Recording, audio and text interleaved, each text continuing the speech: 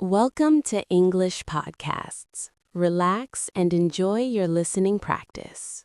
Most of us see a kitchen sponge as a simple symbol of cleanliness.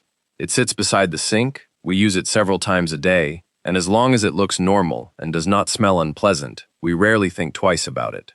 I used to believe that a bad smell was the clearest sign that a sponge needed to be replaced, but, well, research shows that this little habit may give us a completely false sense of safety.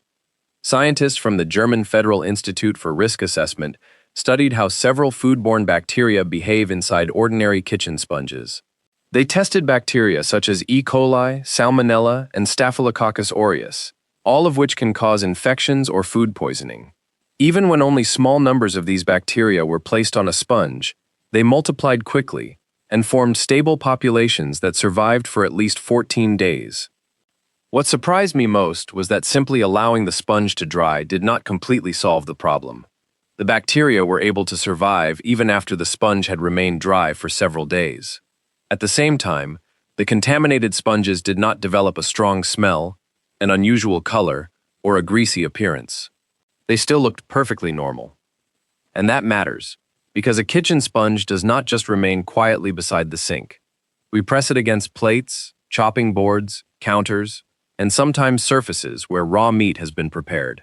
Researchers found that even light pressure could transfer harmful bacteria from a sponge onto another surface. So actually, an object that we use to clean the kitchen may also spread contamination around it, without giving us any clear warning. At first, this information made me feel slightly uncomfortable. Then I realized that the real lesson is not that we should become frightened of every object in our homes. It is that our senses have limits. Cleanliness is not always something we can see or smell, and good hygiene often depends more on our habits than on appearances. For example, a sponge used on a surface that has touched raw meat should not continue traveling around the kitchen. It should be replaced or properly disinfected.